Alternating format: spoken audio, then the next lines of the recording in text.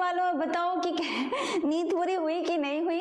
बहुत बहुत स्वागत है बच्चा आप लोग का शुभम क्लासेस में। जानते हो कि हिंदी के पेपर में तो एकदम जबरदस्त आप लोग छाए हो, ठीक है, बहुत बढ़िया करके हो, बहुत अच्छा आपका पॉजिटिव रिस्पॉन्स ही मिला है। और एक दो बच्चों का था कि थोड़ा सा 2 नंबर 4 नंबर 2 क्वेश्चन ऐसे छूट गया था, ठीक है। एक बच्चे को मुझे स्पेशली कहना है, वो बच्ची बहुत परेशान थी और उसको सर ने मैसेज भी किया था कि हार मत मानो, आगे की तैयारी करो, ठीक है। देखो बच्चा, अब वो इतनी जिद पे अड़ गई थी कि कह रही थी कि हम आगे की तैयारी नहीं करेंगे। बिल्कुल ऐसा मत करना, ठीक है, जरूर तैयारी करो। हाँ, मैं उस बच्ची का नाम नहीं लूंगी, लेकिन वो बच्चे कह रही है कि मेरा 2 क्वेश्चन छूट गया, मेरे से बहुत बड़ी गलती हो गई है, मैं आगे की तैयारी अच्छे से नहीं करूंगी, और ऐसा सोच रही थी। तो ऐसा कुछ नहीं है, ठीक है, आप तैयारी करो, जो गया सो गया। मैं बार बार कहती हूँ, आप आगे वाले में बहुत अच्छा कर लो। अभी 1 हफ्ते का टाइम है बच्चा, इसमें आप पूरा का पूरा कवर कर लो, ठीक है। जो आपके जो परसेंटेज बनते हैं ना, किसी एक सब्जेक्ट पे डिपेंड नहीं करता, आपको सारे सब्जेक्ट को लेके चलना पड़ता है। तो वहां जो गया सो गया, अब एकदम माइंड को रिलैक्स करो और जो चल रहा है इसके वे में चलते चलो, ठीक है। तो रेडी हो? हाँ, तो रेडी हो कि नहीं, एक बार बताना। सभी बच्चों को good morning, good morning, good morning. बच्चा, एकदम आपको कल ही बोला गया था कि मॉर्निंग की क्लास। हाँ, एक मिस्टेक और थी कि जो हम लोग टाइम टेबल डिसाइड किए थे ना, जो टाइम टेबल डिसाइड किए थे, तो उसमें आया था कि जो आपके 24 फरवरी, 24, 25, 26, 27, 28 फरवरी था, उसके बाद फरवरी ही हो गया था वो गलती से। वहां पर 1 मार्च और 2 मार्च होना चाहिए था, वो बाय मिस्टेक हुआ था। बहुत सारे लोगों ने कहा था कि मैम वो फरवरी नहीं, वो मार्च आता है, 28 फरवरी के बाद मार्च आता है। हाँ बच्चा, वो मिस्टेक हुआ है, ठीक है, कोई बात नहीं, समझदार हो ना, कर लोगे, ठीक है, कोई दिक्कत नहीं। मेरी आवाज नहीं आ रही है बच्चा? आप चेक करो, मेरे यहाँ तो माइक बिल्कुल काम कर रहा है अच्छे से, ठीक है। आवाज आ रही होगी बच्चा? थोड़े से अपने मोबाइल का वॉल्यूम तेज कर लो बच्चा, बढ़ा लो, वॉल्यूम बढ़ा लो, ठीक है। जिन बच्चों का अच्छा हुआ बहुत अच्छी बात है, बहुत ज्यादा कॉन्फिडेंस में मत आना। जिन बच्चों को थोड़ा सा खराब हुआ है, कोई बात नहीं, बहुत लो मत हो जाना, डिप्रेस मत हो जाना, ठीक है, ऐसी कोई बात नहीं है, आगे की तैयारी करो।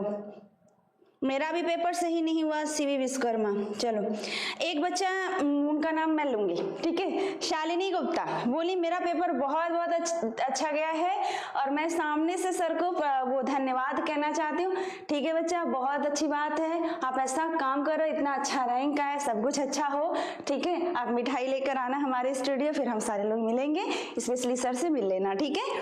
चलो बच्चा, आप लोग रेडी हो? देखो बच्चा, मैं पहले ही ऑनेस्टली बोल देती हूँ कि यहाँ पर आपकी हिंदी मीडियम की क्लास चलती है, हिंदी मीडियम की, ठीक है। तो इसके लिए बार बार आप मैसेज करो कि इंग्लिश मीडियम है ना, तो मेरे जो हिंदी मीडियम वाले बच्चे हैं वो थोड़ा सा डिस्ट्रैक्ट होने लगेंगे ना, उनको प्रॉब्लम स्टार्ट हो जाएगी, ठीक है। तो अभी तो यही है कि यहाँ पर हिंदी मीडियम का ही चलता है, तो इन फ्यूचर आप लोग का कृपा रहा तो फिर चलेगा, है ना, ठीक है। अच्छा, रात वाली वीडियो टेलीग्राम पे नहीं मिला, ठीक है बच्चे। देखो, उतना टाइम हो गया था ना, आज अपलोड हो जाएगा, ठीक है, आज अपलोड हो जाएगा। चलो, बहुत अच्छी बात है, बहुत अच्छी बात है।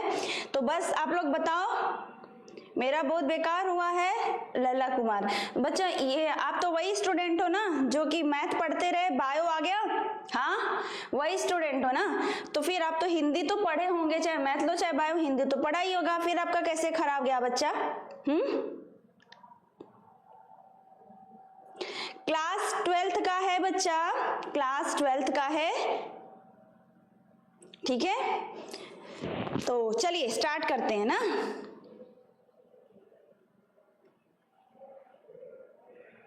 ठीक है, चलो, बहुत सारे मच्छर घूम रहे हैं, चलो अच्छा स्टार्ट करते हैं। ये क्वेश्चन देख लो, देखो मैं ये क्वेश्चन बार बार लेके आने का मेरा यही रीजन रहता है कि दिमाग में क्वेश्चन आपके छप जाए, जैसे ही क्वेश्चन दिखे आंसर आपको एकदम रटा रटाया होना चाहिए, ठीक है। ये कुछ ऐसे क्वेश्चन है आपके चैप्टर वाइज हैं, बहुत सारे ऐसे क्वेश्चन हैं जो कि बार बार पूछे ही जाते हैं, तो आप आपको ये बहुत अच्छा तैयार करना पड़ेगा बच्चा, बहुत अच्छा तैयार करना पड़ेगा, इसके लिए आपके पास कोई चांस नहीं है। ठीक है, सीधा स्टार्ट करते हैं, क्वेश्चन देखते चलते, फटाफट इसको सॉल्व भी करते चलते हैं। क्वेश्चन बोला है बच्चा, ध्यान दीजिएगा, ठीक है, एकदम लगे रहिएगा, छोड़कर क्लास मत जाइएगा। मैं बार बार जो कह रही हूँ ना कि अभी आप बहुत सारे ऐसे बच्चे होंगे कि पढ़े सब है, तैयार नहीं है, तो जो पीछे का जो गया सो गया, लेकिन अभी आपका कल से जो स्टार्ट था मॉडल पेपर आपने देखा, बहुत सारे बच्चे ने वो भी नहीं देखा होगा। ठीक है, थकान की वजह से नींद आ रही होगी, सर फट रहा होगा, बहुत सारे रीजन रहे होंगे।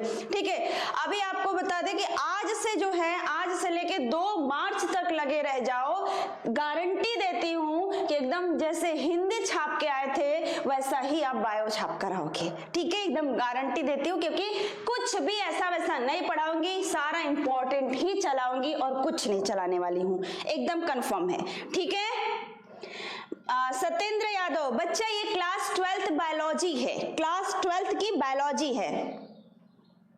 हाँ, टाइम मैनेजमेंट बहुत जरूरी है, आप सेट करते चलो। आपको टाइम मैनेजमेंट की क्या जरूरत है, आपकी जो क्लासेस का टाइम है ना, जिससे मैंने पढ़ा लिया, शायद इसके बाद केमिस्ट्री आपकी होगी, है ना, तो अब उसके बाद केमिस्ट्री के बाद आपको थोड़ा सा ब्रेक मिलेगा ना, क्योंकि अभी तो घर वाले आपको काम नहीं करवा रहे होंगे।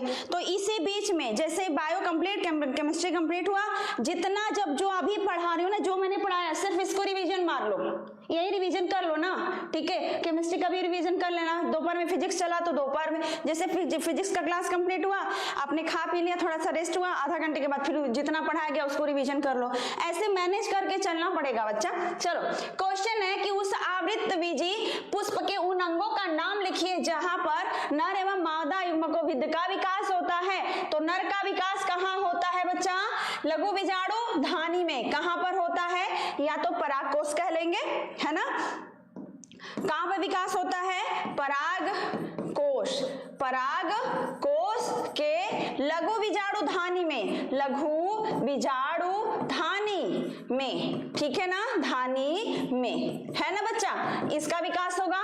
मादा का विकास कहां होता है, अंडाशय के बीजांड में, अंडाशय के बीजांड में। क्लियर हो गया होगा, कोई दिक्कत नहीं है ना, समझ में आया, क्लियर है ना। आगे बढ़ते हैं, एकदम बने रहिएगा, जबरदस्त क्लास जाएगी बच्चा।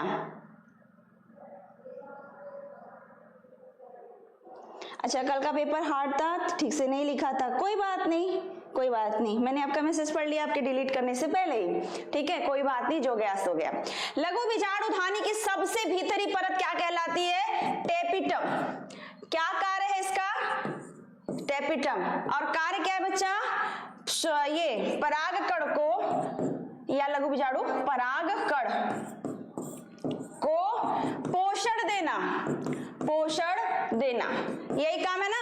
आगे बढ़ते हैं, परागकण मातृ कोशिका में गुणसूत्रों की संख्या, कल सेम टू सेम क्वेश्चन आपके मॉडल पेपर में ये देखने को मिला था, है ना, लेकिन हाँ वही था, परागकण में, परागकण के मातृ कोशिका में गुणसूत्रों की संख्या कितनी होती है, तो बिल्कुल सही है, 2x होती है, 1 लाइन आंसर होता है। ठीक है, अनुमिलता से क्या समझते हो बच्चा, अनुमिलता, ठीक है, एक विशेष प्रकार का बंद पुष्प, एक विशेष प्रकार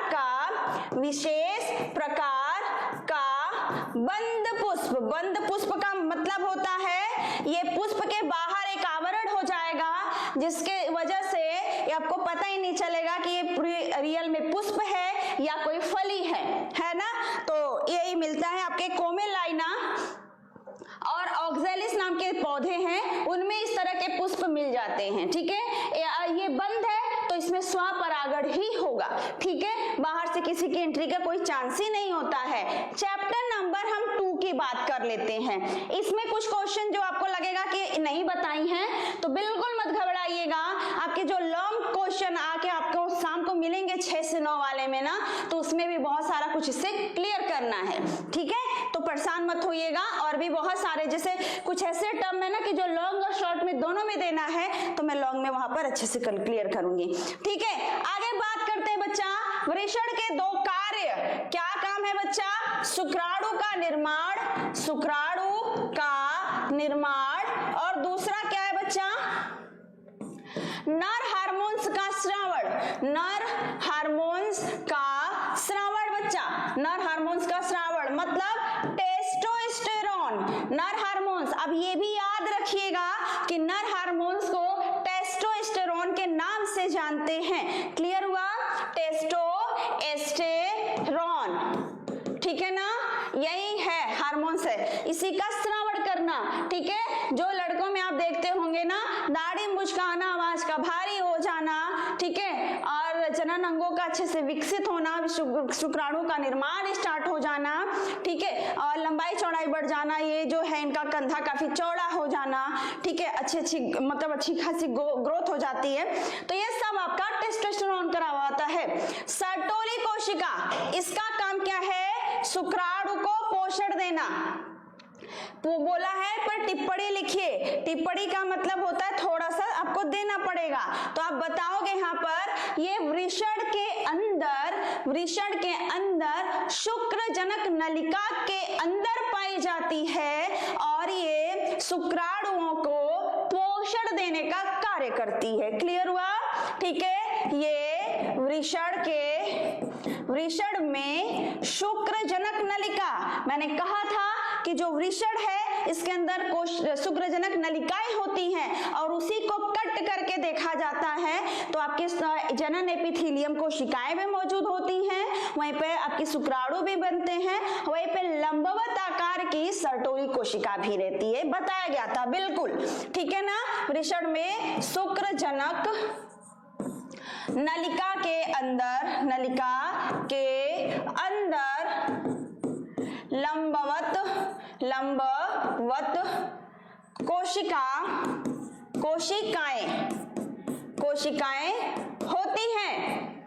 कोशिकाएं होती हैं जो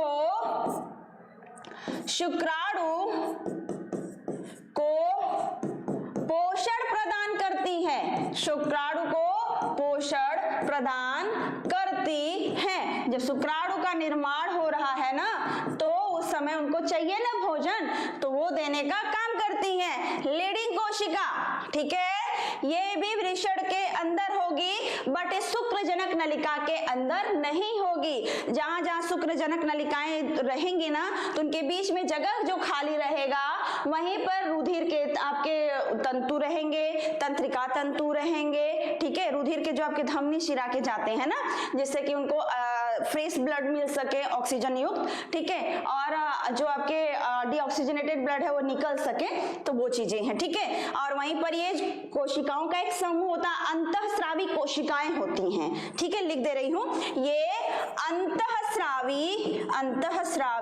कोशिकाओं का समूह है, कोशिकाएं हैं, ठीक है ना, जिसे अंतराली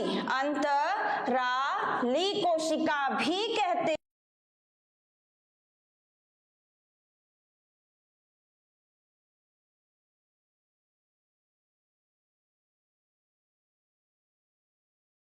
हार्मोन्स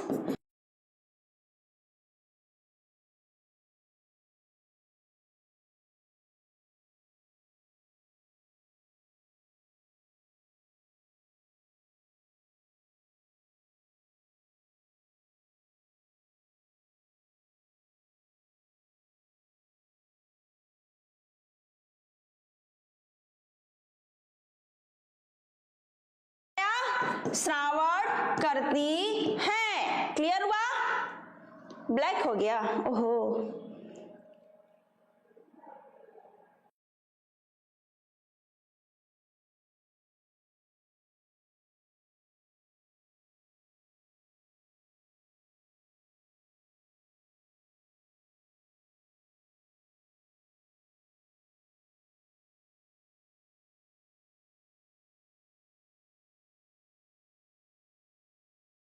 एक मिनट रुकना।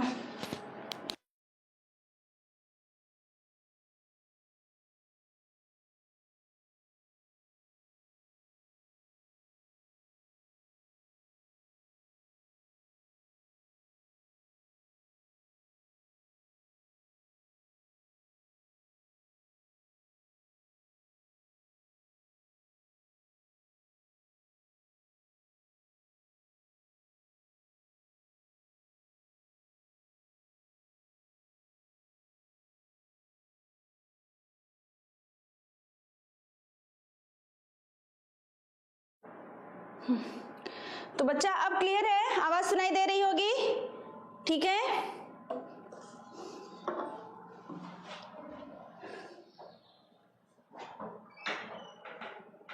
क्लियर है ना बच्चा? चलो, अब आवाज क्लियर नहीं है ऐसा थोड़ी है, मैं तो बोली हूं। अच्छा, लल्ला कुमार का है कि मैं दोबारा 12th करूंगा, ठीक है? मेरी बात सुनना, देखो ये आपकी मर्जी है कि दोबारा करना है, जो छूटा तो छूटा, ठीक है? एक बात बता दूं कि अभी भी बहुत सारे ऐसे एरिया फील्ड है एजुकेशन के जहाँ पे आपके परसेंटेज मायने नहीं रखते। आपका इंट्रेंस जो निकालोगे ना उसके बेसिस पे आपका एडमिशन होता है, ठीक है? तो ये दिमाग में मत लेके चलना कि मेरा परसेंटेज लो हो जाएगा तो मैं जिंदगी में बेकार हूँ, बिल्कुल कुछ मत करना। फॉर एग्जाम्पल की बात करें तो मैं खुद हूँ जो कि मेरा 12th का परसेंटेज बहुत अच्छा नहीं है, ठीक है? मैं खुद संतुष्ट नहीं होती हूँ। शायद इस तरह का जो ये इस समय स्टडी का लेवल चल रहा है ना ऑनलाइन ऐसे वैसे, वो माहौल हम लोग के समय नहीं था तो बहुत अच्छा मेरा नहीं हुआ, ठीक है? तो ये चीजें भी है। तो परसेंटेज कहीं मायने नहीं रखता, नॉलेज मायने रखता है बच्चा। तो जितना हो सके अपने पे फोकस करो। हाँ, ये करना, आगे का पेपर बहुत अच्छा कर लो, हो जाएगा। आगे की पढ़ाई करते रहना। अगर में आपको लगेगा कि आपको 12th अच्छे से करना चाहिए तो फॉर्म भर देना, आप उसमें भी पढ़ते रहना, उसमें भी एग्जाम दे लेना, लेकिन आप अगर अपना जो है ना आगे वाला पेपर भी अच्छा करने की कोशिश करो। हम तो बस यही कहेंगे, ठीक है? परसेंटेज मायने नहीं रखता। अक्सर बच्चे पूछते हैं कि आपका कितना हुआ, आपका कितना था, तो इससे कोई बात नहीं है।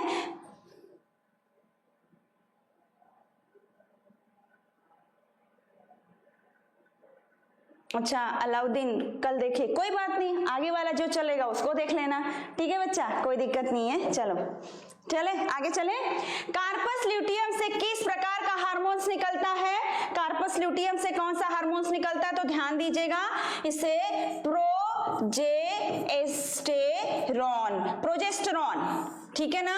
प्रोजेस्टेरॉन। हम इस तरह से क्यों बोल रहे हैं? हम बार बार बोले टेस्टोस्टेरॉन, ठीक है? ताकि आप मेरे जो मैं बोलूं, जो मैं प्रोनाउंसिएशन करूं ना, वो आपको एकदम अच्छे से सुनाई दे। आप वर्ड लिखने में कहीं कोई गलत ना करो, इसलिए मैं इस तरह से बोल रही हूं, ठीक है ना? यही बात है।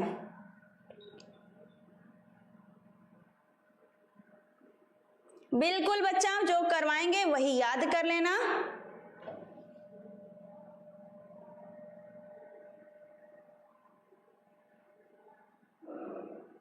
चलो, हो गया इतना, ठीक है? एकदम बस यही जो जैसे बता रहे हो ना ऐसे ही लिखना है। इससे ज्यादा भी कोई, अगर मैं कि एक नंबर के क्वेश्चन वाले में, 1 नंबर का क्वेश्चन है, आप 1 पेज भी लिख दोगे, 2 पेज भी लिख दोगे ना, तो कभी भी आपको 1 नंबर के बजाय 2 नंबर नहीं मिलेगा। तो जितना पूछा जाए उतना लिखो। ये भी है, ये जो रीजन है ना, जो बच्चों का क्वेश्चन छूटने का रीजन है ना, एक तो पहला पेपर था, पहले पेपर में मोस्टली ये गलतियां होती हैं।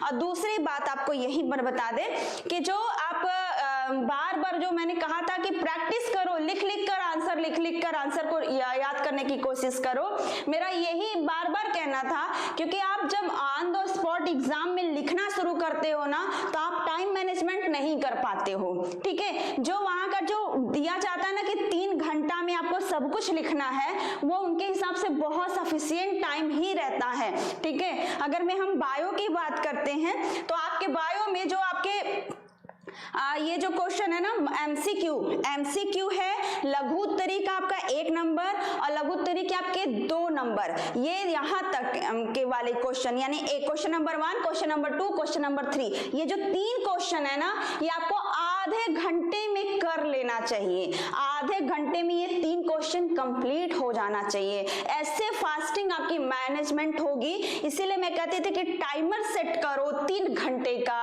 3.5 घंटे का, उसके हिसाब से पेपर सॉल्व करने करने की कोशिश करो, नहीं तो एग्जाम में आपका क्वेश्चन छूटेगा। मैं बार बार इस पर फोकस की हूँ, लेकिन आप लोग सुनते नहीं हो, इसी वजह से क्वेश्चन छूटा है। ठीक है, कोई क्वेश्चन आपको का आंसर आएगा तो आप उसके बारे में बहुत आराम से लिखना शुरू करोगे, जिसकी वजह से पीछे का कोई क्वेश्चन है वो छूट जाता है। ठीक है, तो आपको बताएंगे इस पर, जब जिस दिन डायग्राम वाला सेशन लेकर आएंगे, तो छोटा सेशन रहेगा, उस दिन मैं आपको बताऊंगी कि क्या करना है एग्जाम हॉल में। ठीक है, समझ में आ गया होगा?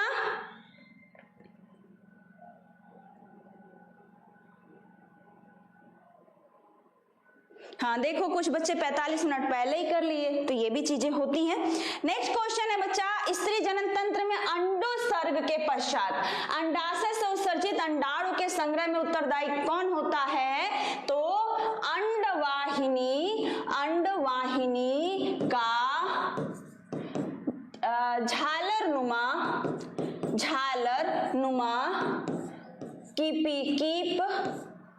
झालरनुमा कीपी संरचना। ठीक है ना, जिसे क्या बोलते हैं? फिम्ब्री बोलते हैं, फिम्ब्री बोलते हैं। ठीक है ना, यही क्या करता है? अंडाणु को संग्रह करता है अंडाशय से। क्लियर हुआ? क्लियर हुआ ना?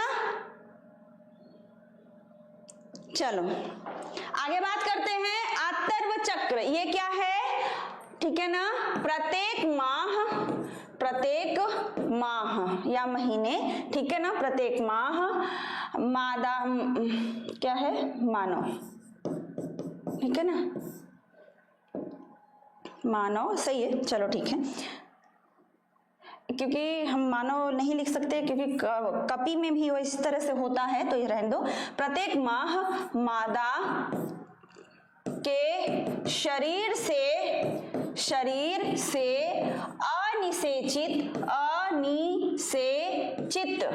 अनिषेचित अंडाणु क्या रहेगा? ये द्वितीय कंडक रहेगा। ठीक है, अंडाणु तो बाद में होगा ना, क्योंकि शुक्राणु जब तक नहीं पहुंचेगा तो दूसरा अर्धसूत्री विभाजन नहीं होता है। तो क्लियर होगा? तो वही आपका अंडाणु भी बोल सकते हैं। चलो ठीक है, अंडाणु ही बाद में बनता है वो। तो अनिषेचित अंडाणु का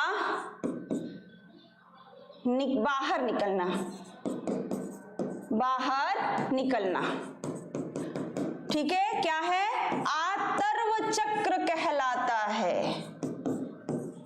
ठीक है, जो निषेचित अंडा नहीं होगा वो शरीर से हर महीने बाहर निकलता है। 5 दिन का, मैक्सिमम 7 दिन भी कभी कभी होता है, 5 दिन का ही माना जाता है। और बहुत अच्छा अगर में हेल्दी होता है तो कुछ ऐसे बच्चे होंगे ना जो परेशान होंगे कि 3 दिन का भी चलता है, तो बच्चा 3 दिन का भी चलता है। ठीक है, 3 दिन में भी बहुत लोगों में कंप्लीट हो जाता है, बहुत 5 में होता है, बहुत नहीं है।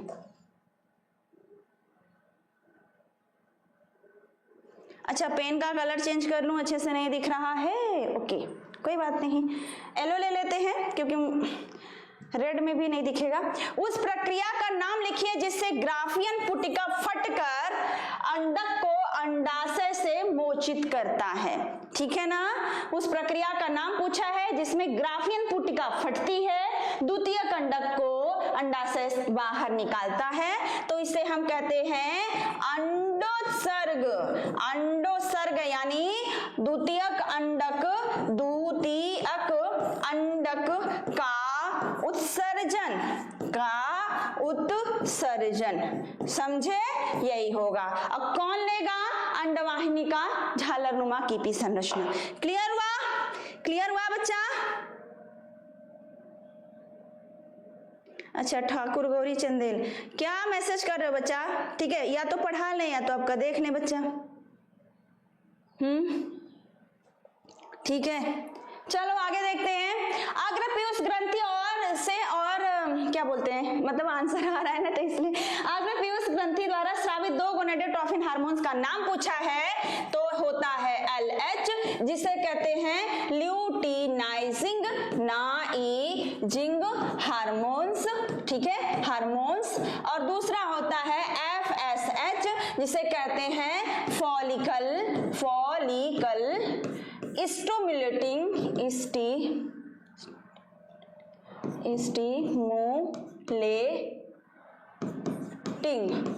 हार्मोन्स। ठीक है ना, यही 2 होते हैं। समझ में आया? जो कि क्या करते हैं? अंडाणु या शुक्राणु मादा है तो अंडाणु, ये है पुरुष है तो शुक्राणु को निकलवाने में मदद करते हैं, ठीक है ना। और ये देखो, नर जनन कोशिकाएं किस प्रकार के विभाजन के पश्चात शुक्राणु का निर्माण करती हैं। देखो ये मॉडल पेपर में 2011 का मॉडल पेपर, 2022 के मॉडल पेपर, 2024 के मॉडल पेपर में ये छाया हुआ है। यानी किस तरह का, अर्धसूत्री फर्स्ट एंड सेकेंड, दो तरह का अर्धसूत्री विभाजन होगा तब जाके शुक्राणु का निर्माण करती हैं। क्लियर हुआ कि नहीं। बायोलॉजी में किस कारण, थियरी बेस पे कारण बच्चा, थियरी बेस होता है। कुछ वो जो डायग्राम में प्रॉब्लम है वहां पे, क्योंकि कितना भी कोई एग्जैक्ट बना ले वो थोड़ी बहुत तो गलतियां होती है डायग्राम में बच्चा, उसमें प्रॉब्लम आती है, इसी वजह से नंबर कटते हैं। क्वेश्चन नंबर आपका 3 के चैप्टर से देखते हैं, इंट्रायूटेरिन डिवाइस किस प्रकार गर्भ निरोधक का कार्य करता है। तो क्या बोलोगे, यह अस्थाई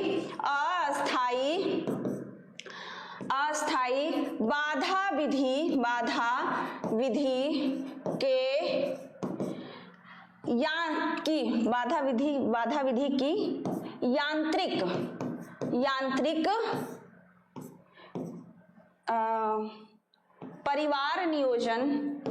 परिवार नियोजन की विधि है, ठीक है ना, विधि है जो मादा के गर्भाशय में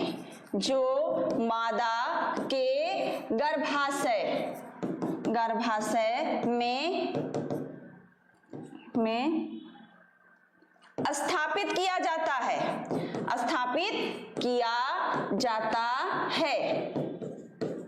क्लियर हुआ। इसमें आपका ये है ना इंट्रायूटेरिन डिवाइस, आईयूडी में कॉपर टी आपने नाम सुना होगा ना, कॉपर टी, ठीक है ना, कॉपर टी सुना होगा, वही है। समझ में आया, ठीक है। अब देखो आप एक दूसरे में ही बात करने लगे, बिल्कुल डायग्राम के बिना बायोलॉजी अधूरी है बच्चा, ठीक है। आप ही सोचो कि आपके बायो में कोई डायग्राम ना रहे, सिर्फ आपको वो से बोला जाए कि आपके शरीर में ये है, आपके शरीर में वो है, आपके शरीर में ये हो रहा है, आप चीजों को नहीं समझ पाओगे। डायग्राम देखते हो, हाँ अच्छा मेरे शरीर में है, ओ हो सकता है, ठीक है, ऐसा आने शुरू हो जाता है ना। क्लियर है कि नहीं बच्चा।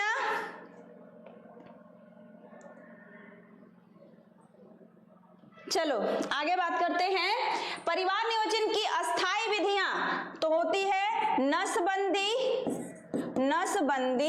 जिसे हम कहते हैं वैसेक्टोमी,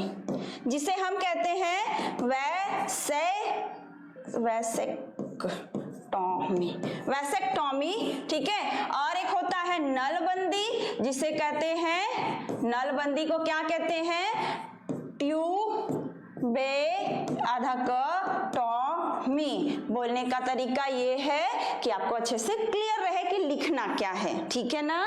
शुक्रवाहिका उच्छेदन यानी वैसेक्टोमी यहाँ पे बोला है तो क्या होता है, तो क्या बोलोगे, यह पुरुषों में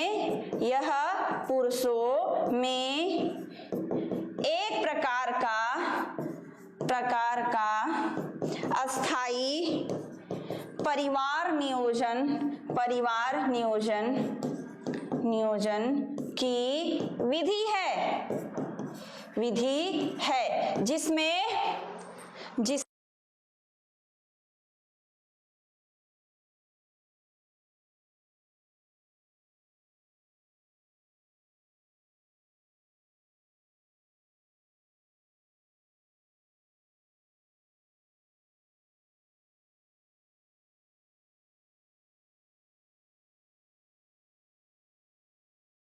है ना।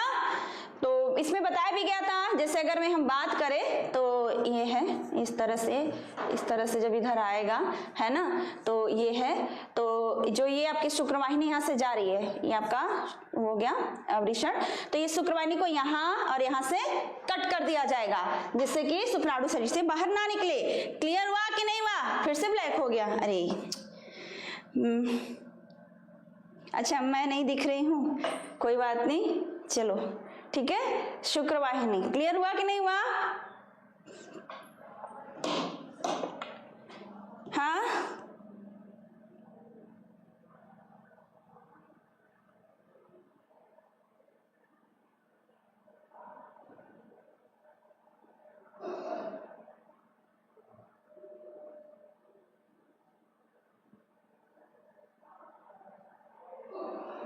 अच्छा शुभम सर में ऐसा नहीं होता, उसको कंट्रोल करने के लिए लोग बैठे होते हैं ना बच्चा। अभी अर्ली मॉर्निंग में क्लास है, ठीक है, जो मैनेजमेंट देखते हैं वो लोग आए नहीं हैं, तो थोड़ी सी प्रॉब्लम है, यही प्रॉब्लम है बच्चा। अभी फिर से क्लियर है ना? कितने पेज में लॉन्ग आंसर करें? चलो बता देंगे, टेंशन ना लो, फटाफट पहले काम करते हैं।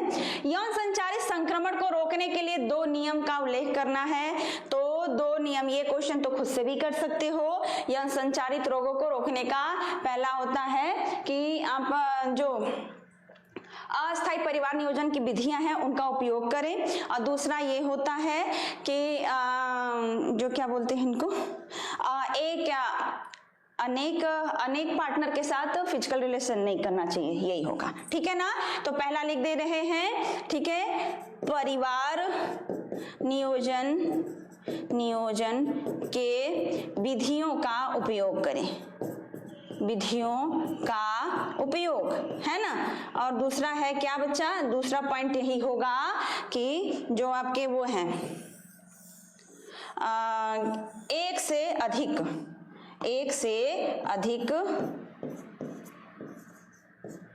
ठीक है, एक से अधिक पार्टनर के साथ फिजिकल रिलेशन नहीं होना चाहिए था ना, यानी एक से अधिक व्यक्तियों के साथ, अधिक व्यक्तियों के साथ संबंध स्थापित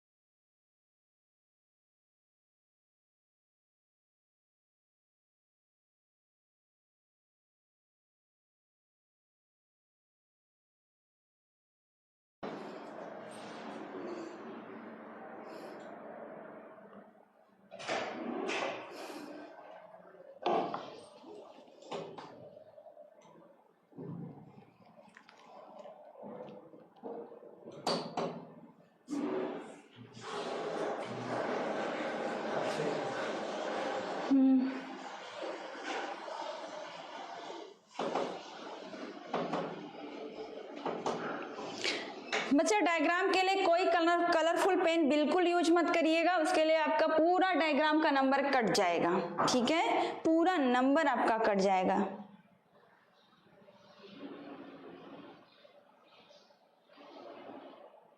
अब ब्लैक नहीं है बच्चा, अब ठीक हो गया, ठीक है। मैं आपको इग्नोर नहीं कर रही हूँ बच्चा, लेकिन ना अभी देखो पढ़ा लेने दो, उसके बाद मैं आपको देख लेती हूँ, ठीक है। पेंसिल से पहले बना लेना, फिर पेन से उसको हाईलाइट कर लेना, ठीक है। चलो तो हो गया, यौन संचारित रोगों को रोकने के लिए यही होता है, परिवार नियोजन की विधियों का यूज करिए, या और एक से अधिक व्यक्तियों के साथ संबंध स्थापित ना करें, ठीक है। नेक्स्ट है जनन अक्षमता। क्या है जनन अक्षमता? का मतलब होता है संतान उत्पन्न करने में असमर्थ, करने में असमर्थ होना, ठीक है ना, यही है जनन अक्षमता। समझ में आया? मतलब कि बार बार बहुत सारा ट्रीटमेंट करवा लिया लेकिन फिर भी बच्चे नहीं हो रहे, तो यही अक्षमता हो जाती है, ठीक है। स्वपात्र निषेचन क्या है? ठीक है, इसमें होगा जब शॉर्ट में बता दें, शॉर्ट में बता दे रहे हैं, ठीक है। ऐसे प्रयोगशाला में, प्रयोगशाला में क्या होगा बच्चा, प्रयोगशाला में, क्लियर है ना, हाँ, प्रयोगशाला में आपका क्या होगा, टेस्ट क्या लिया जाएगा, टेस्ट ट्यूब, परख नली, परख नली, परख नली में क्या रहेगा बच्चा, यहीं पर आपके अंडाणु, अंडाणु और यहीं पे आपके रहेंगे शुक्राणु, ठीक है, ये दोनों मिलेंगे। अब दोनों के मिलने की वजह से क्या बनेगा, युग्मनज बन जाएगा। बस यही प्रोसेस कहा जाता है IVF, यानी प्रयोगशाला में एक परखनली में अंडाणु शुक्राणु को बाहर जो मादा के अंडवाहिनी में प्रोसेस चल रहा है, मादा के अंडवाहिनी में शुक्राणु अंडाणु मिल रहे हैं, उसको लैब में करा देना, बस यही आपका IVF होता है या स्वपात्रे निषेचन होता है। समझ में आया, क्लियर है ना। आपका पेपर खराब गया, कोई बात नहीं, चलो कोई बात नहीं, अच्छा हो जाएगा।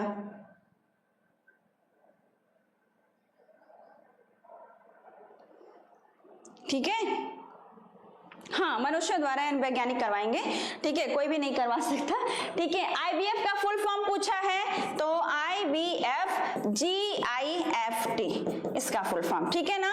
IVF का फुल फॉर्म क्या होता है, इन विट्रो, एक मिनट, क्या फुल फॉर्म लिखना चाहता है, हाँ, इन विट्रो फर्टिलाइजेशन, ठीक है। GIFT का gamete, gamete intra fallopian transfer, ठीक है, ट्रांसफर, समझ में आया। और यहां पर पूछा है ZIFT और उसके बाद MTP, सब बताया गया है। यह है zygote, zygote intra fallopian transfer,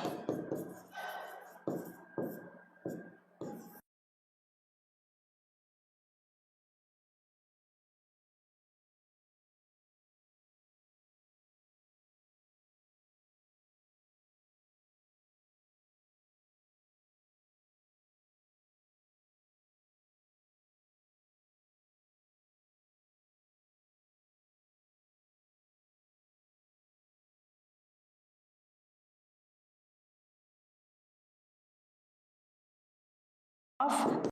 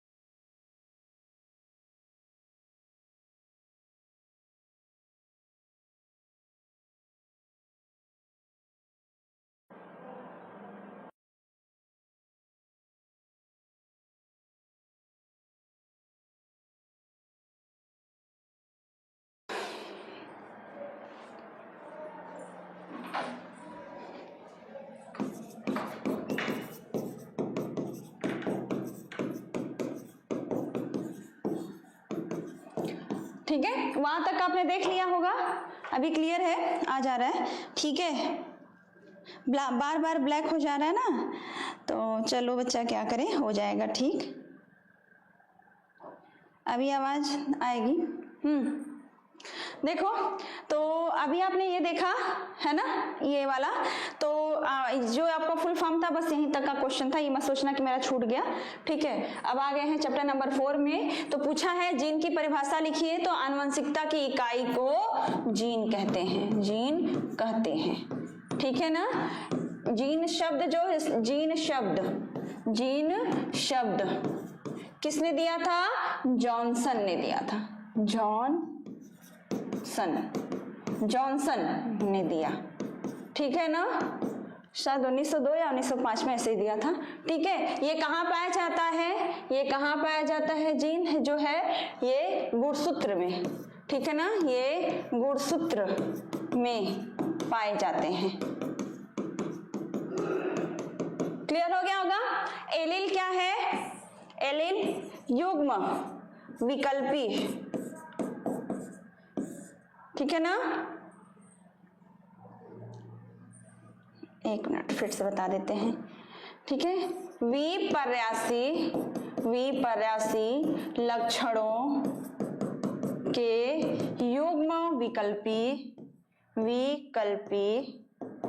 को एलील कहते हैं, एलील कहते हैं, ठीक है। जैसे आपका देखो कैपिटल टी स्मॉल टी, ये क्या है, ये क्या है दोनों आपके, तो इसमें एक टी जो है ये भी एलील है ना, जो स्मॉल टी है ये भी एलील है, ठीक है। और अगर मैं दूसरा एग्जांपल ले ले तो कैपिटल वाई स्मॉल वाई आ गया, है ना, ठीक है। या फिर आप इसके साथ ही कैपिटल वाई के साथ आप कैपिटल आर भी ले सकते हो, तो ये दोनों अल भी क्या है, ये दोनों भी एलील हैं, ठीक है। बस यही है, समझ में आया। तो ऐसा भी है, ठीक है। Capital Y capital small Y capital R small R ऐसे करके आएगा, ठीक है। तो ये चीजें भी हो सकती हैं। यहाँ पर हम कैपिटल आर स्मॉल आर लिख देते हैं, कैपिटल वाई स्मॉल वाई लिख देते हैं, बस यही है। समझ में आया? चलो, डायग्राम नहीं आता बच्चा, मैंने बार बार कहा है कि प्रैक्टिस करो, उसी से आएगा, वैसे कुछ नहीं आ पाएगा, ठीक है ना। डायग्राम के बिना बायोलॉजी अधूरी है, ठीक है। संकर पूर्वज संकरण क्या है, तो यहाँ पे लिखना F1 पीढ़ी में प्राप्त संतति का उनके पूर्वज है, यानी बैक है, परीक्षण वाला नहीं है, बैक पूछा है सीधे, है ना। संतति का उनके प्रभावी या अप्रभावी किसी एक पैतृक के साथ पुनः संकरण क्या कहलाता है? पूर्वज संकरण कहलाता है। बता दूं कैसे, देख लो। हाँ, यहां देख लो, ठीक है। जैसे कैपिटल टी स्मॉल टी ले लिया, कैपिटल टी स्मॉल टी ले लिया, है ना। कैपिटल टी ये हो गया, स्मॉल टी ले लिया, संकरण करवाया, ये रिजल्ट आया। ये रिजल्ट जो आया ना, अब इसका हम चले जाएंगे क्योंकि ये हमारा क्या है, प्रभावी, है ना, और या फिर ये है अप्रभावी। तो दोनों में किसी एक के साथ या तो ये करा लो, ठीक है, या तो आपका ये होगा चाहे ये होगा, अथवा में आ जाएगा, ठीक है। यानी जो F1 पीढ़ी में रिजल्ट निकल कर आया है ना F1 पीढ़ी का, बस इसका वापस हम प्रभावी के साथ करवाएं या फिर अप्रभावी के साथ करवाएं, किसी एक ही साथ करवाना है, सबके साथ नहीं करवाना है, ठीक है। तो ये आपका क्या हो जाएगा, बस यही आपका क्या कहलाएगा, पूर्वज संकरण हो जाएगा, ठीक है। यहीं पर एक चीज और आती है, परीक्षण संकरण आता है।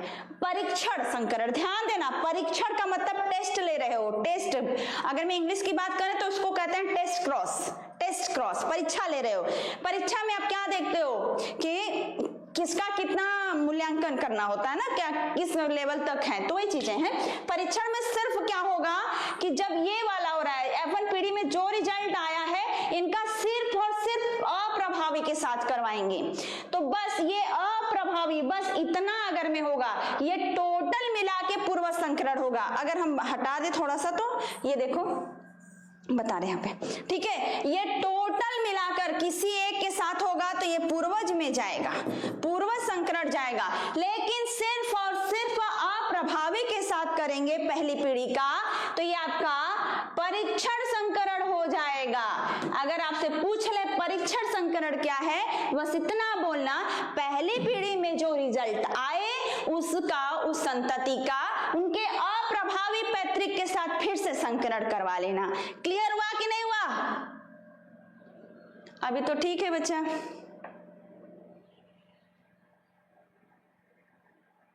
अच्छा 1909 में दिया था, बहुत अच्छी बात है बच्चा, थैंक यू। ठीक है 1902, 1905, 1902 में बहुत सारी खोज हुई है, सटन बावेरी भी आते हैं, कॉर्ल एंड स्टीनर भी आते हैं, बहुत सारा 1902 में खोज हुआ है। ठीक है, क्लियर हुआ। अब बात करते हैं, नेक्स्ट है कि मेंडल ने मटर के पौधे में कितने जोड़ी लक्षणों का अध्ययन किया था, तो सात जोड़ी का, 7 जोड़ी, वो भी विपर्यासी थे, सबके अपोजिट थे, सबके अपोजिट लक्षण थे। ठीक है, लंबाई में लंबा बौना हो गया, कलर में पर्पल और रेड व्हाइट हो गया। ठीक है, फली कैसी है, कलर कैसा है, पीला और हरा है, बीज का रंग कैसा है, पीला और हरा है, बीज का आकृति कैसा है, गोलाकार झुर्रीदार, मतलब सबके विपरीत वाले थे। ठीक है ना, 7 जोड़ी का हुआ था। ठीक, मेंडल का वंशागति का सिद्धांत किन कारणों की वजह से 1900 तक के में अज्ञात रहा, किन्हीं 2 कारण दीजिए। तो पहला कारण ये है बच्चा कि कोई विशेष यूनिवर्सिटी से पढ़े नहीं थे, यानी कि मेंडल डिग्री धारक नहीं थे। ठीक है ना, तो पहला कारण ये है डिग्री धारक न होना, अर्थात किसी विशेष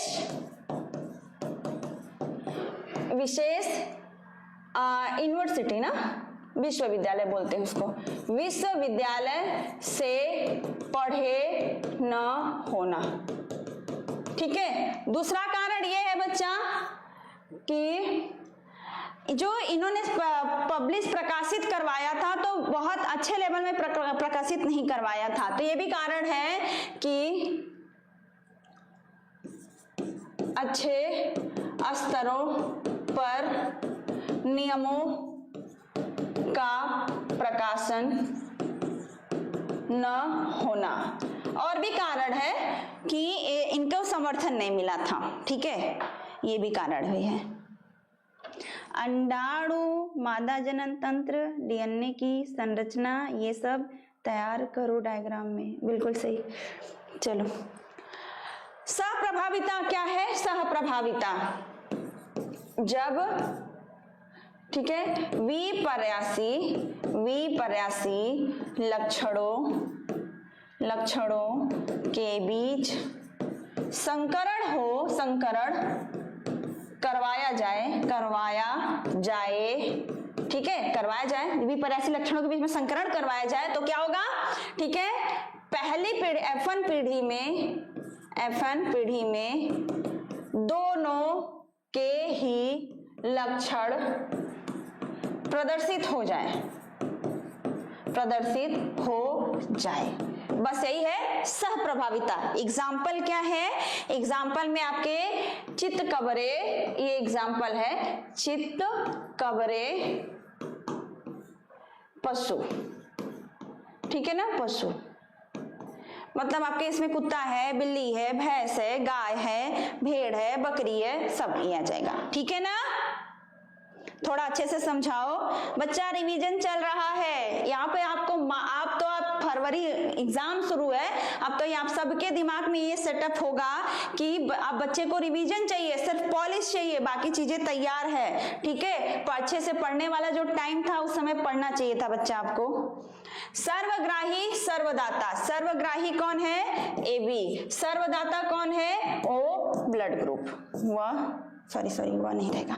ठीक है ना, ब्लड ग्रुप, समझ में आया। सर्वग्राही वो होता है जो कि सारे प्रकार के ब्लड ग्रुप को एक्सेप्ट कर ले, तो आपका AB ब्लड ग्रुप आता है सर्वदाता में, यानी सभी को ब्लड ग्रुप अपना ब्लड दे सकता है, डोनेट करेगा, O ब्लड ग्रुप वाला। ठीक है, उसके बाद एक उदाहरण दीजिए जहां पर 2 से अधिक एलील एक ही काम को करवाते हैं, नियंत्रित करते हैं, तो रुधिर की वंशागति भी है। एक मिनट, ये नहीं आएगा, त्वचा का होगा, त्वचा के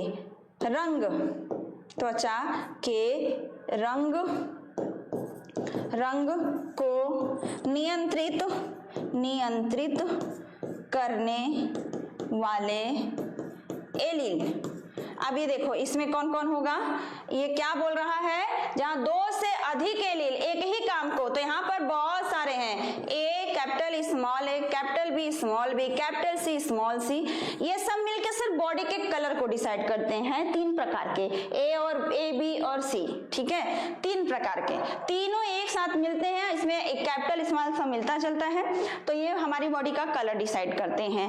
अगर ये इसमें सब के सब स्मॉल लेटर वाले आ जाएंगे, स्मॉल ए स्मॉल बी स्मॉल सी, वो व्यक्ति एकदम ज्यादा गोरा होगा, और जिसमें ये एकदम सारे के सारे लेटर कैपिटल हो जाएंगे, वो व्यक्ति बहुत ज्यादा काला होगा। यानी हमारी बॉडी का जो कलर होता है ये यही वाले एलील इसको डिसाइड करते हैं।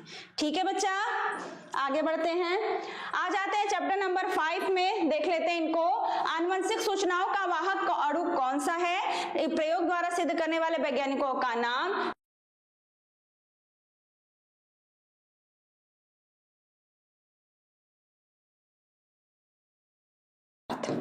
ठीक है, और इसको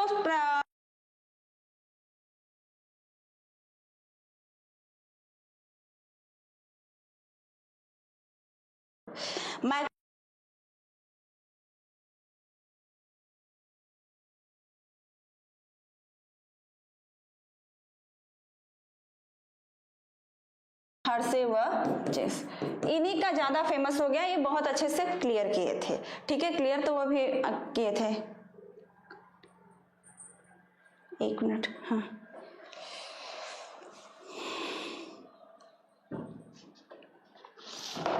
एक मिनट बच्चा, फिर से ब्लैक हो गया, ओहो,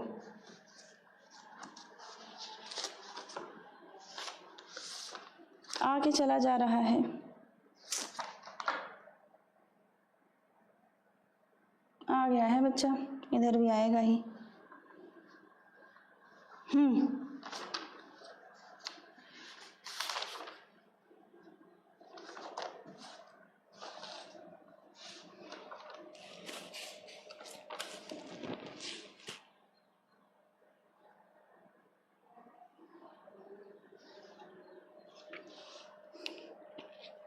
आ गया, क्लियर है ना?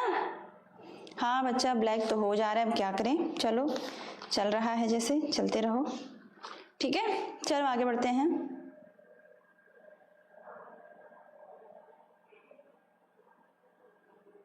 कौन सा डायग्राम? डायग्राम तो मैं बता ही नहीं रही थी, मैं तो इधर बता रही थी। हर्षे और चेस का नाम लिया है। अगर मैं आप यहाँ पर एवरी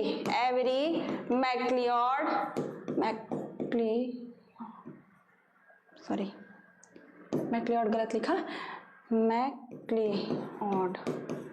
मैक्लियोड और मैककार्टी, इनका भी नाम देते हो ना तो गलत नहीं माना जाएगा, क्योंकि प्रूफ तो ये भी किए थे। आरएनए में कौन सी शर्करा होती है? राइबोस शर्करा। ठीक है, उसके बाद डीएनए में कितने न्यूक्लियोटाइड होते हैं? 4 न्यूक्लियोटाइड होते हैं, 4 न्यूक्लियोटाइड। ठीक है, ठीक है, कितने न्यूक्लियोटाइड होते हैं? 4 न्यूक्लियोटाइड होते हैं। समझ में आया? ठीक है, आगे बढ़े।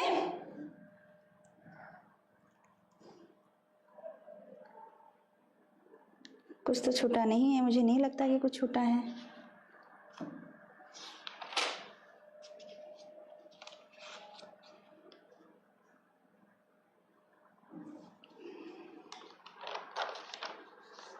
ठीक है, मैं इसको शॉर्ट फॉर्म में लिख भी देती हूँ क्योंकि मेरे पास स्पेस नहीं है, तो हो जाएगा, कोई दिक्कत नहीं है।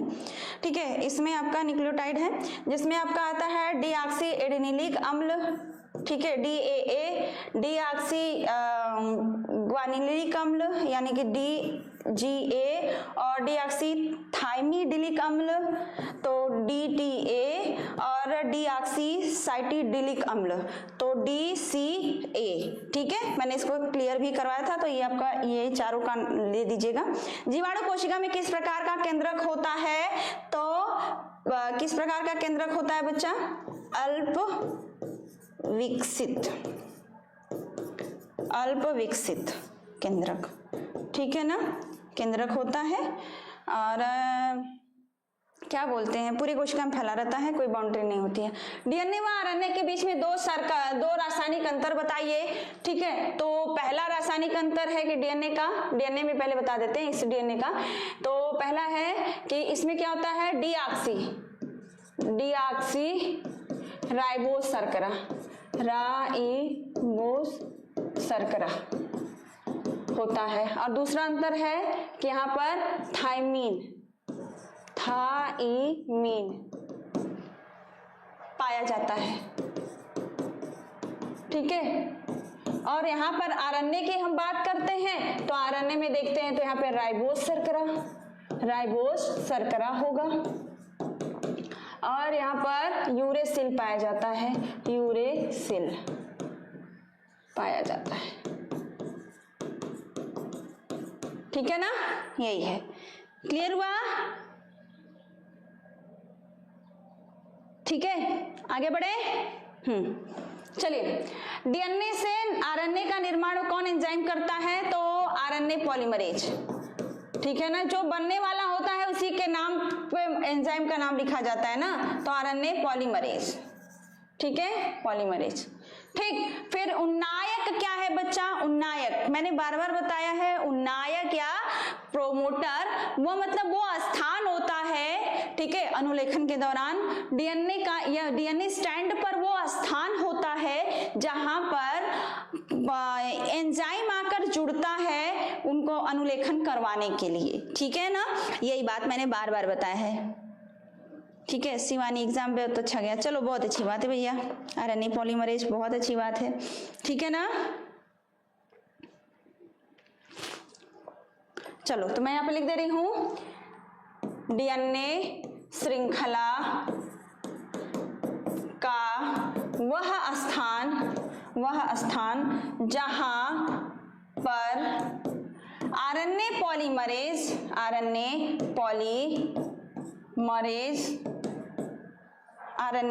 पॉलीमरेज जुड़कर अनुलेखन प्रारंभ करवाता है, बस यही है। ठीक, आनुवंशिक कूट में कितने होते हैं, 64। आनुवंशिक कूट की दो विशेषता क्या है कि ये क्या है बच्चा, कॉमा रहित लिखे जाते हैं। पहला है ये कॉमा रहित होते हैं, ठीक है, और दूसरा है ये क्या बोल सकते हैं इनको, सर्वव्यापी तो नहीं कह सकते, जीवाणु आ जाएगा उसमें। ठीक है ना, ऐसा कह सकते हैं सार्वत्रिक है, यानी कि वही काम जीवाणु में भी करेगा वही काम हमारे शरीर में भी करेगा, तो ये क्या है, सार्वत्रिक है। ठीक है, बस ये चीज है, हो गया। आगे बात करें। अच्छा, पीडीएफ चाहिए आपको बच्चा, मिल जाएगा। चलो आ जाते हैं चैप्टर नंबर 6 में। ठीक है, देखें छूटा तो नहीं है ना, नहीं सब हो गया। ठीक है, चैप्टर नंबर 6 में देख लेते हैं, इसके बाद भी कोई है, हाँ भी इसी में है। ठीक है, चैप्टर नंबर 6 में चलते हैं बच्चा, अब यहाँ पर देख लेते हैं फटाफट। ठीक, तो रेडी हो,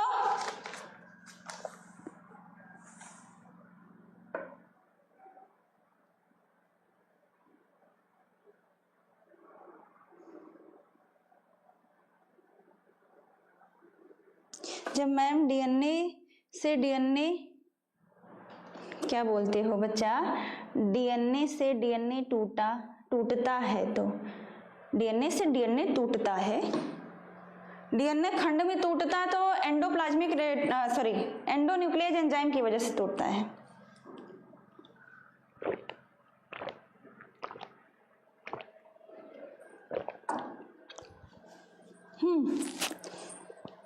बात करते हैं बच्चा आगे, बिग बैंग परिकल्पना क्या है, कई बार बताया गया है, बता देते हैं फिर से कि बिग बैंग परिकल्पना क्या है। ठीक है ना, इस परिकल्पना के हिसाब से क्या है बच्चा कि जो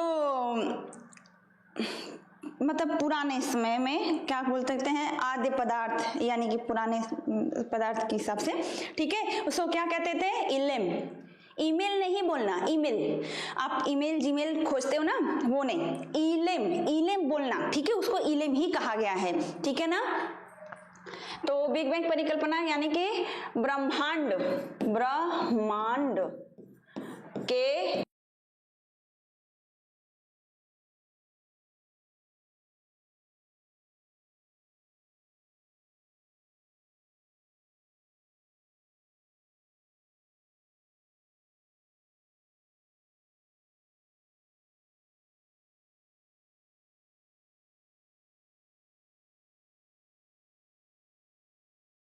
ना बताया गया है कि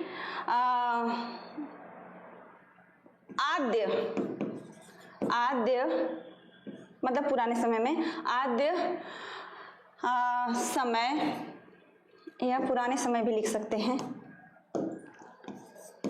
प्राचीन समय में, समय में, ठीक है ना, धूल मिट्टी की का एक अति तप्त, तप्त मतलब बहुत ज्यादा ही गर्म, ठीक है, अति तप्त का मतलब बहुत ज्यादा गर्म है, ठीक है, अति तप्त बादलों की संरचना, जिसे इलेम कहा गया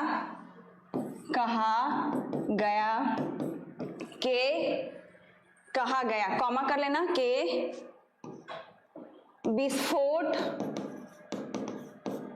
होने से ब्रह्मांड की उत्पत्ति हुई है, यही बताया गया है, उत्पत्ति हुई है। मतलब एक तरह की परिकल्पना ये मतलब होता है कि हम इस तरह का इमेजिन कर सकते हैं।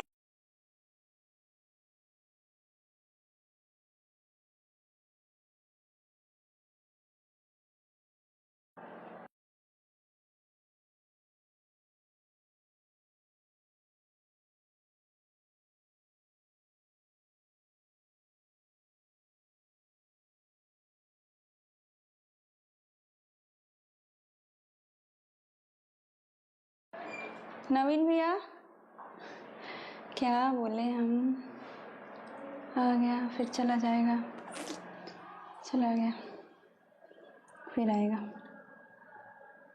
ठीक है। तो आवाज सुनाई दे रही होगी। त्रिक का मतलब होता है तीन, त्रिक संलयन, त्रिसंलयन आपने सुना भी है ना, जिसको हम क्या बोलते हैं, दोहरा निषेचन को। त्रिक का मतलब तीन होता है, तीन। तो जो आनुवंशिक कूट है ना वो हमेशा तीन के फॉर्म में लिखा जाता है। जैसे आपके जो वो है एडेनिन, ग्वानिन, साइटोसिन, थायमिन जो है ना, ये आपके हमेशा तीन तीन का समूह रहता है। एडेनिन, ग्वानिन, साइटोसिन एक साथ लगा दिया, ठीक है, एडेनिन, ग्वानिन, यूरेसिल एक साथ लगा दिया, यूरेसिल, साइटोसिन एक साथ लगा दिया, तो तीन तीन का समूह चलता है बच्चा, ठीक है। इसका लॉन्ग क्वेश्चन मिलेगा आपको, चिंता मत करो, ठीक है। अभी ये बायो चल रहा है 12th के एग्जाम के लिए, एक बच्चा यूपीएससी के बारे में मांग रहा है, गजब स्थिति है। चलो, तो बिग बैंग परिकल्पना एक परिकल्पना है, एक इमेजिन किया गया एक फॉर्म है जिसमें ये बताया गया था। किसने किया था? लेमेत्र ने किया था। ध्यान दीजिएगा, इसे लेमेत्र ने दिया है। लेमेत्र कौन है? ये वैज्ञानिक है ना, इन्होंने दिया था। और इन्होंने क्या बताया कि हमारे ब्रह्मांड जब निर्माण हुआ होगा तो उसमें क्या हुआ होगा शुरुआत में कि धूल मिट्टी से सना हुआ बादलों का बहुत बड़ा सा एक समूह रहा होगा, जिसमें कि आपस में विस्फोट हुआ होगा। उसी विस्फोट के होने की वजह से ढेर सारी आकाश गंगाएं हमारी बनके तैयार हो गई, हमारे ब्रह्मांड, हमारे अंतरिक्ष का निर्माण हो गया, यही कहा गया था, ठीक है। लेमेत्र ने बताया था, ठीक है। और मोस्टली लोग अभी तक, क्योंकि इसके हिसाब से अभी तक कोई ऐसी थियरी नहीं मिली है, तो अभी यही सर्वमान्य है। ओके, आगे बात करते हैं जीवन की उत्पत्ति के संबंध में कोएस्टरवेट्स का ये योगदान क्या है, तो आपको बता दें इनका योगदान क्या है।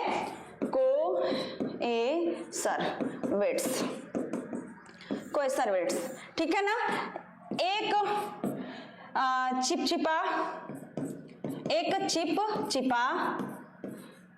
चिपचिपा तैलीय पदार्थ जो समूह में मिलकर न्यूक्लिक अम्ल का निर्माण करता है। और न्यूक्लिक अम्ल बनना अपने आप में बहुत बड़ा प्रोसेस था, जिससे हित की जीवन की उत्पत्ति शुरू हुई थी, क्योंकि न्यूक्लिक अम्ल में द्विगुणन की क्षमता थी, 1 से 2 यानी संतान उत्पन्न करने की क्षमता थी, है ना बच्चा। यहां से पैक कर दे, ठीक है। न्यूक्लिक अम्ल का तैलीय पदार्थ जो समूह में मिलकर न्यूक्लिक अम्ल का निर्माण करता है, निर्माण करता है, ठीक है ना, जो स्वद्विगुणन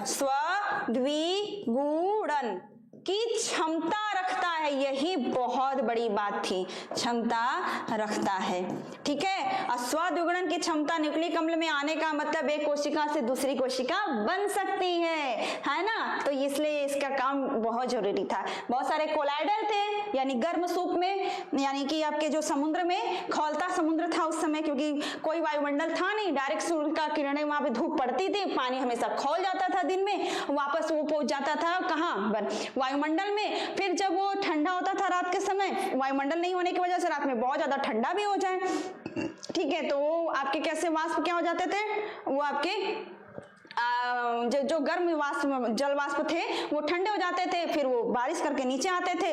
ये बार बार प्रोसेस चलता था, जिसकी वजह से कोलाइडल बने। कोलाइडल के कणों के बाद जब वो कोलाइडल आपस में मिले तो कोएस्टर वेस्ट का निर्माण हुआ। जब ये आपस में मिले तो न्यूक्लिक अम्ल का निर्माण हुआ। और न्यूक्लिक अम्ल बनना मतलब कि जेनेटिक पदार्थ का बन जाना बहुत बड़ी बात थी। समझ में आया? ओपैरिन सिद्धांत था, बिल्कुल बिल्कुल, ओपैरिन ने ही बताया था ये चीजें, उसी में आया है ये, ठीक है। मानव शरीर में पाए जाने वाले 2 अवशेषीय अंग का नाम है, तो ये है कण पल्लव, ठीक है ना, और अक्ल डाढ़ भी लिख सकते हो, अक्ल डाढ़, ठीक है, ये आप दे देना, है ना, अक्ल डाढ़। और इसमें आप दे देना वो पूंछ वाली हड्डी है, ठीक है, निमेशक पटल है, अपेंडिक्स है, कोई भी आप दे सकते हो, आपकी मर्जी है। यहाँ पे मैंने 2 मुझे दिमाग में तुरंत आया, मैंने लिख दिया, बाकी आपको जो याद रहेगा ठीक लिख लेना। पेनजेनेसिस का सिद्धांत, सॉरी पेनजेनेसिस का सिद्धांत इसे दिया था चार्ल्स डार्विन ने। किसने दिया था? चार्ल्स डार्विन ने दिया था बच्चा, ठीक है। और पुनरावृत्ति को हैकेल ने दिया है। किसने दिया है? हैकेल, ठीक है ना।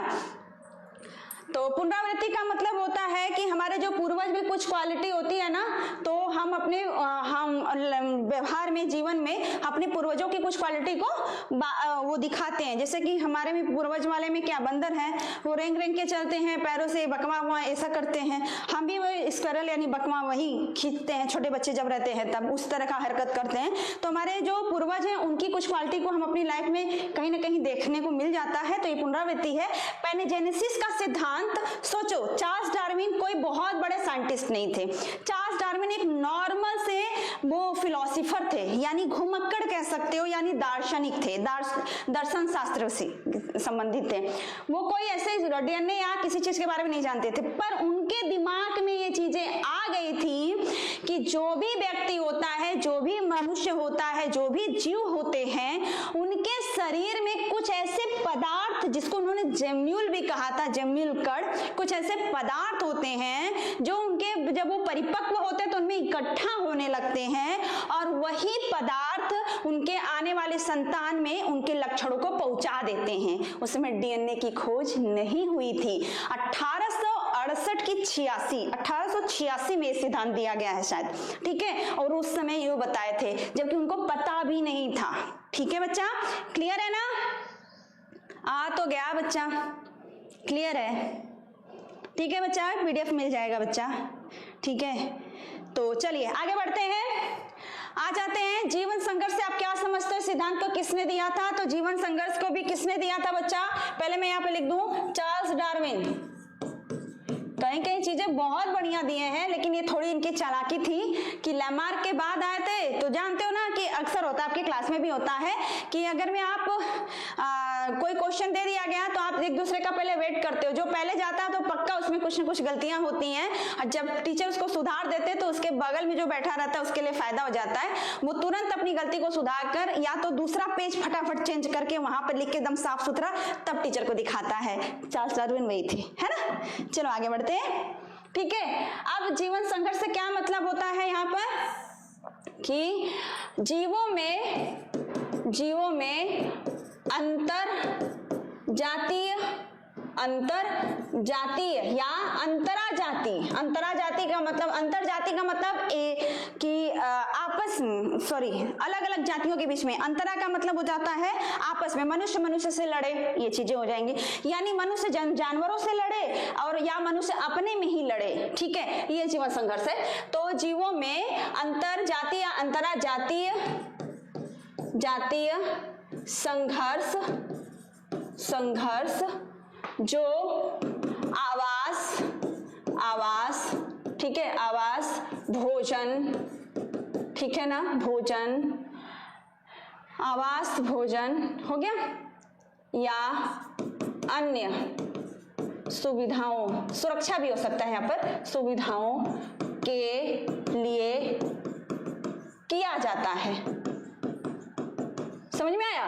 बस, ठीक है। मनुष्य से लड़ता है बच्चा, वैसा नहीं कहें। योग्यतम की अतिजीविता की परिकल्पना किसने दिया था? तो बच्चा इसे हर्बर्ट स्पेंसर ने दिया था। हर्बर्ट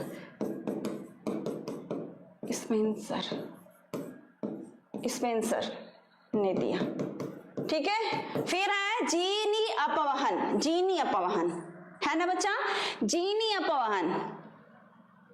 अच्छा, साफ लिखे मैं बच्चा, इसीलिए तो बोल दे रही हूँ ना, ठीक है, मैं साफ इसीलिए मैं बोल रही हूँ बच्चा।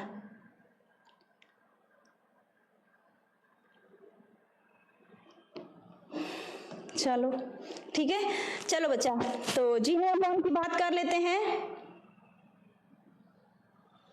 ठीक है।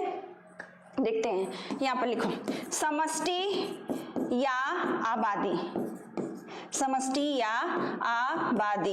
में, ठीक है, समष्टि या आबादी में, ठीक है, अचानक एक मिनट, समष्टि या आबादी के जीनी संरचना में अचानक परिवर्तन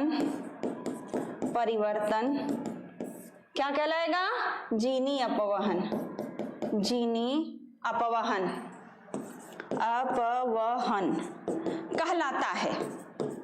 कहलाता है, ठीक है। अब बच्चा दिखाई दे रहा है, ठीक है, कहलाता है